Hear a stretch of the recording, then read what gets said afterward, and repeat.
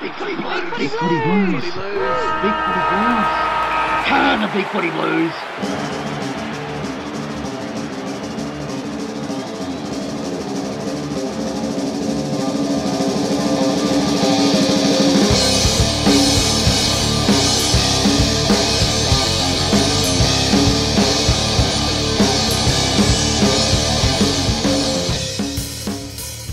Welcome back to episode 3 of the 2015 BigFooty Blues podcast.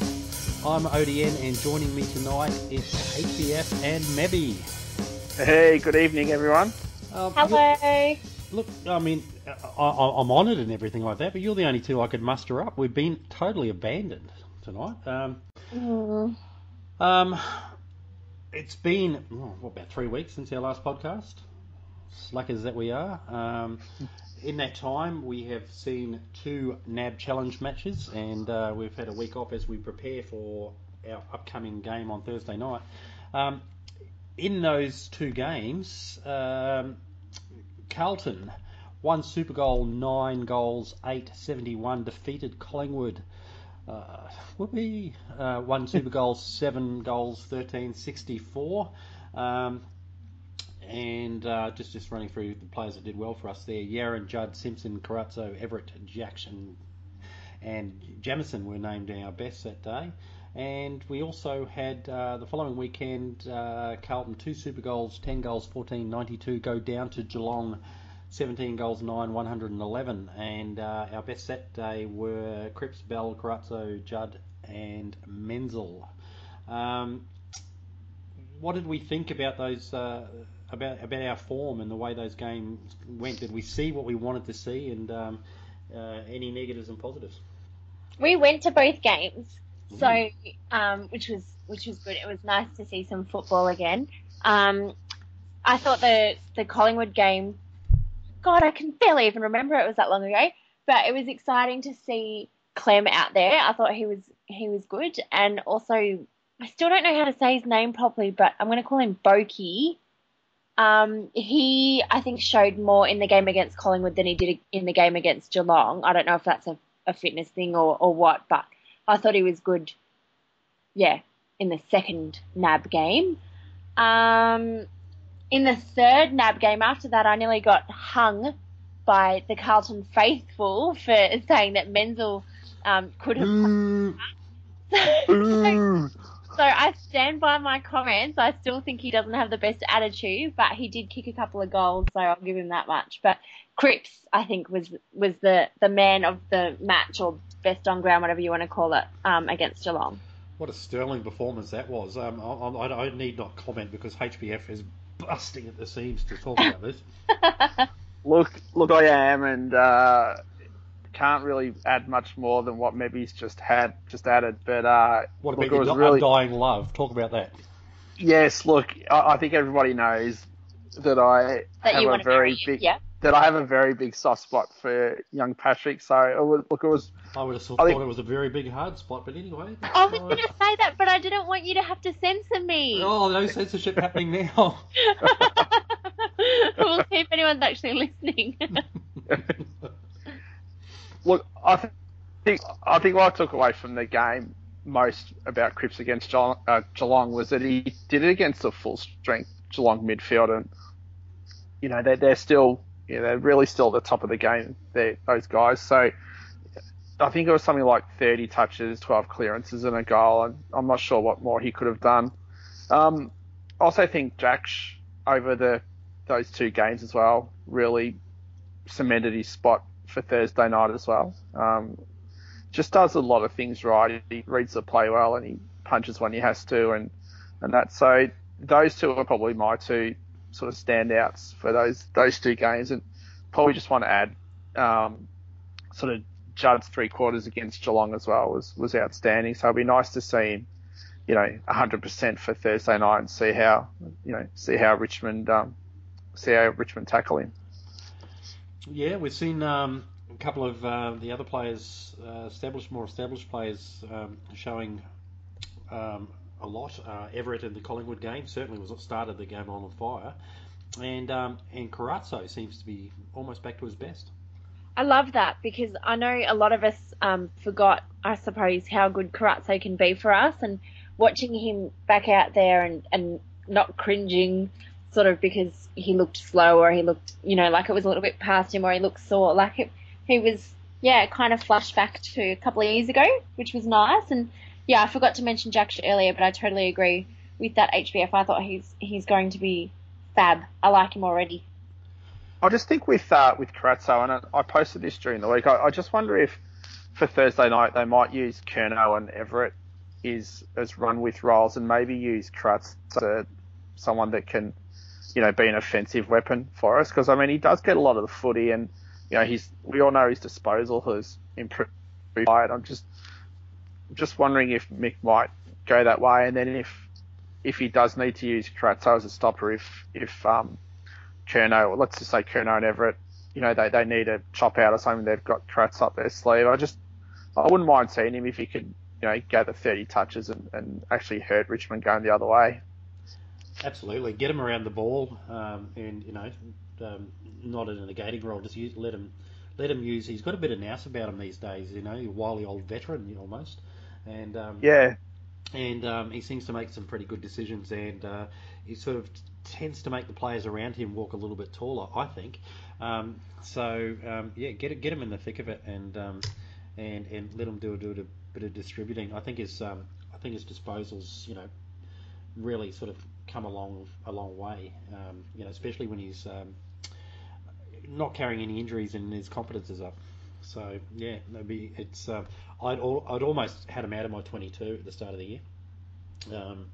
He was fighting it out for that last spot, but on the strength of his pre-season, he's right up there in our top 10 players again. Yeah, I agree. One thing I noticed in the Collingwood game early on, when Carlton were doing a lot of running and sort of just running around Collingwood and streaming towards the goals and really using a bit of toe. A lot of that was because of Chris Yarran and the run he had in that game, and it really stood out in the Geelong game when Yarran and Simpson didn't play in those games, in that last game, and we sort of got exposed for a little bit of lack of run. So it just goes to show how important Chris Yarran is going to be to the side this year, and very close to our best player. Oh, definitely. You could see that at the game, that we really looked slow. I think probably only Boakhurst was the only player we really had in that side that had any leg speed, and he had no influence over the game. So, Yarran is super important to us. Yeah, we rested Gibbs from that last game. Obviously, we've got a couple other players out. I think Geelong had probably a stronger lineup than we did, and we had rested some of our pace. And we got within 19 points, and people are sort of, every time we lose one of these NAB challenge matches, people seem to think that's reflective of our quality overall, but they don't tend to make allowances for the side we had in, and what we might be trying to achieve through the pre-season rather than wins. So yep, we've got Thursday night we get a chance to show what we were trying to achieve. Yeah, I think aside from about 5 or 6 players, I think most players had sort of 2 games through the pre-season. So I think that's obviously what the club's decided to do. So the fact that we rested, 4 or 5 of our better players against Geelong, I think probably holds us in pretty good for Thursday night. I want to bring up another player. This is a player I thought, on the strength of our first game, was really going places this year, and the whole pre-season was very good. Subject to a few rumours at the moment around the football community, and I'm not going to go into those because they are rumours and potentially damaging if true. But Tommy Bell showed that he could be one of our most important midfielders this year.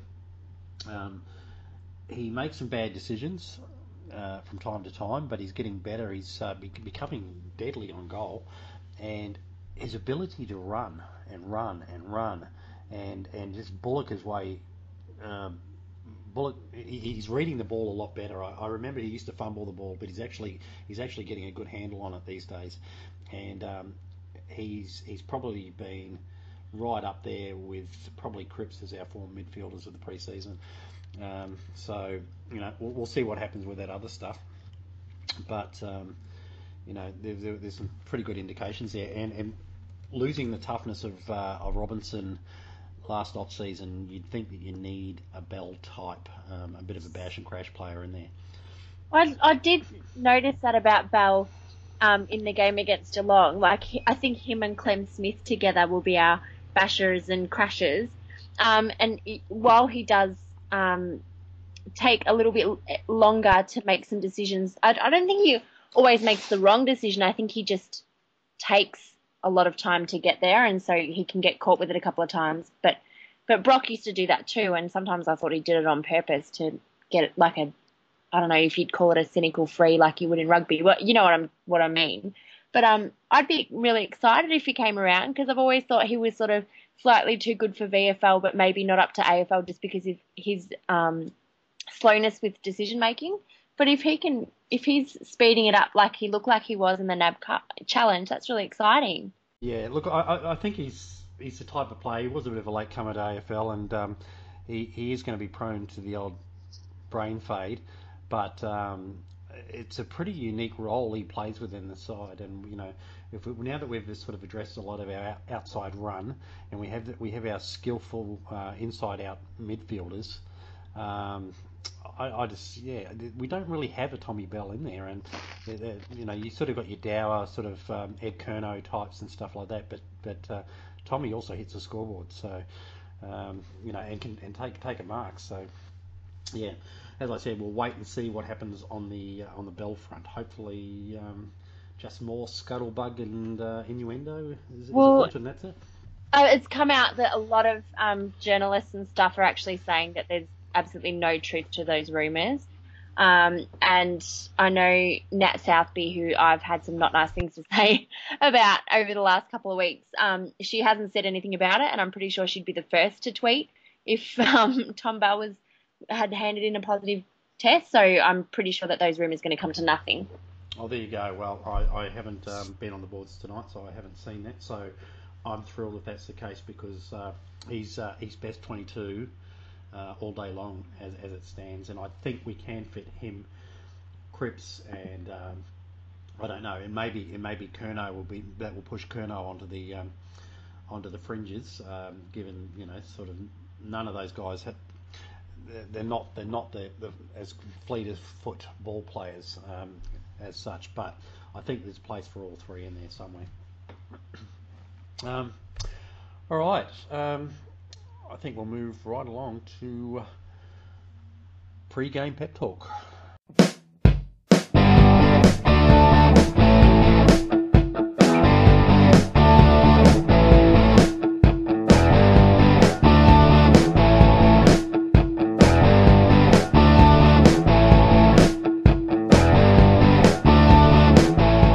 Pre-game pep talk. So Thursday night at the MCG, Carlton once again resume hostilities with old enemy Richmond. How do we think we're going to go, folks? What are matchups going to be? What are you looking forward to? How excited are you that the real stuff is about to start? I'm really excited. I'm super pumped. My heart says we'll win, but my head's a little unsure at this stage. I know that Richmond has a very strange out. Asprey got stung by a stingray, so that kind of works in our favour, but it sucks for him. I'll be interested to see if anybody debuts. I think Boki has maybe earned a spot, but I'm feeling like it's probably a little bit too early for Clem, as much as I'd love to see him out there. I'm just really looking forward to seeing us play Richmond in round one again, because I think that is a game that absolutely must be on the fixture every year. Given we don't have Garlett anymore, and obviously the other person that went to Adelaide 12 months ago that we won't mention anymore. Given we don't have those, does it seem that we do need either Smith or Tutt in the side somewhere, because they will be capable of kicking those crumbing goals and actually making something happen with a bit of razzle dazzle speed inside 50, or do we? And given also that Yaron generally is best playing off halfback, carving him up that way, do we need somebody a bit further afield that can run? Yeah, I think we should play Tut, to be honest, and I think we should start him on the ground for those exact reasons that, we get the ball in okay, and if we've got, if we go with, say, Casbolt, Henderson and Jones up forward, the ball's going to be on the ground a lot, and I think, if Richmond do have a weakness, they're not an overly quick team, so I think we could probably exploit that. Tut certainly does have speed, so I'd play him and I'd start him on the ground. I'd probably go with maybe Boakhurst as the sub. I think him on late, almost part of that Armfield role, late in the game. So, look, I'd probably be interested in the matchups and see who Mick sort of basically tags for Richmond, whether he goes sort of Cochin, Martin and Delidio, or does he go with Alice or someone like that? So that's sort of what I'm really interested in seeing on Thursday night. But my heart says Carlton, my head says Carlton, so Carlton by 11 points. Who's going to get the key matchups? Who's playing on Rewalt? Oh, look, I think Jamison will probably go to Rewalt. The guy that normally troubles us is Vickery, which astounds me because I just don't rate this guy at all. But look, either Rowe or Jacksh, I think will probably go to Vickery, and then whoever doesn't go to Vickery will probably fit. So that's sort of how I think it'll play out. It's interesting. I mean, Jack seems like the ideal matchup. He's got the closing speed and the good spoiling skills. So you think he's more got the same body type as Vickery, and probably could stay with him a little bit better than we traditionally have. But what does that mean for Rowe? Are we talking about a resting ruck or something like that? Or it's interesting now because I noticed in the Geelong game, NAB Challenge game, that Rowe did a bit of rucking. I would have thought that was predominantly because Casbolt didn't play. So I would have thought if Casbolt plays, he's our second ruck, and Rowe pretty much stays in defence. Look, just on Rowe, it was interesting to see that they trialled him forward as well. So I'm just wondering if Mick might be thinking, well, to throw him forward sometimes here rather than just leaving. But I think certainly for Thursday night, he should start back and either Vickery or Griffiths. Griffiths, I'd say, yeah. I mean, that's the way I'd like to see it happen, but who knows? But you're obviously mentioning Tutton, you're mentioning Boakhurst. I don't think there's enough space in that side. We've got a fair bit of depth, you sort of look at all these players you want to play, and then you realise, you count them up and go, we've just 25, 26. We've actually got some of these guys aren't going to get a game first up. Oh, so for sure. For sure that more depth than we have in a long time.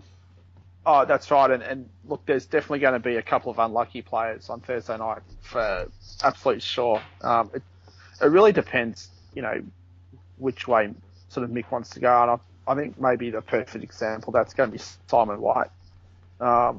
It could even just be for a purely matchup perspective that he just gets squeezed out. Based on his form, he's definitely best 22, but, whether they can actually find a spot in there for him. It'd be interesting to see how which way they go. Table tomorrow night. We're not a team that generally plays very tall. We sort of usually go in 5 or 6 talls, including a ruckman, and the fact that we've got 3 defenders, 3 forwards, and a ruckman in our side, in our ideal side's the one we're all choosing. I'm just wondering if that makes us a little bit top heavy. It's just sort of when you think of Jones, Casbolt, and Henderson all on the forward line, good foils for each other, good contested marking going on there. That was apparent in the NAB challenge as well. But but Jack, Jamo, and Rowe down back as well. It does seem a little bit tall, doesn't it? Well, it does. Jack shoots quite mobile, so he's pretty good when the ball's on the ground. So not sure if we'll be exposed overly down back, and Hendo and Jones aren't bad when the ball's on the ground. So look, I see where you're coming from, but I'm not sure if I don't think it's a huge problem. Yeah. Who have Richmond got to cover the 3-4? I mean, we're talking Rats, Chaplin, yeah, and I'm not sure because they've actually been playing Morris Ford in the NAB Challenge. So, the other name escapes me at the moment. Maybe it is Asprey. I'm not. Usually with Asprey sure. will probably be that third tall. So, it'll be interesting. You'd assume Rance will go to Henderson if he's up forward. You would have thought so. Yeah. So you'll really get a chance to see what Jones can do as probably a true third target on a maybe a fourth or fifth string defender. Yeah, definitely. And that and look, if Simon White does play, then the great thing about him is he can play at either end of the ground. So we might be able to get a good matchup for him. But as I said, him just might be one of those really unlucky guys that misses it out. I'm just not sure. Yep. So who has it in the midfield as far as you're concerned? Who has a better midfield? Oh, look, I'm biased, so obviously I think us. I think we definitely bat pretty deep. Obviously we've got, Judd, Murphy, Gibbs. I think Cripps he won't get any attention at all, so he can just essentially run around and do what he likes. A fit Thomas this year as well, which we didn't have for essentially most of last year. Karatse to go through there. Hopefully, guys like, Simpson and Yaron and a couple of others. Menzel, if he can learn to find targets through the midfield, he can go through there as well. So, I think we bat pretty deep. Look, I think if we don't have Richmond covered in the midfield, I don't think we're behind them. So I think it'll be a really good battle in the midfield. Yeah. So you're saying Carlton by 11 points. Maybe Yep. Do you, Happy Dude's not here tonight. Do you want to give any 10-goal predictions, or you're a little bit more... No way would I predict 10 goals. He is the world's biggest jinx as well. So, Happy Dude, if you're listening, don't do that this year. We were shit last year, and I blame you. I would think that we will win by 7 points. All sounds good to me. I'll tell you what, I'll split the difference and between the two of you and go 9. Sorry for coming in between you like that, but it has to be done. And number 9's a pretty good number. For sure. Oh God, so's number 7. Look, I think we'll leave it there, folks. It's been a good night, considering there's only 3 of us here and the others are all slackers. But we'll get better as the year goes on. It's taken a little bit to get warmed up to, and there's been a lot going on in the background in the AFL community to distract us. So I'll leave you with these parting words. Guilt or innocence is in the eye of the beholder. Never forget that. And we'll talk to you next week. Thanks, guys. See you guys. See you, everyone.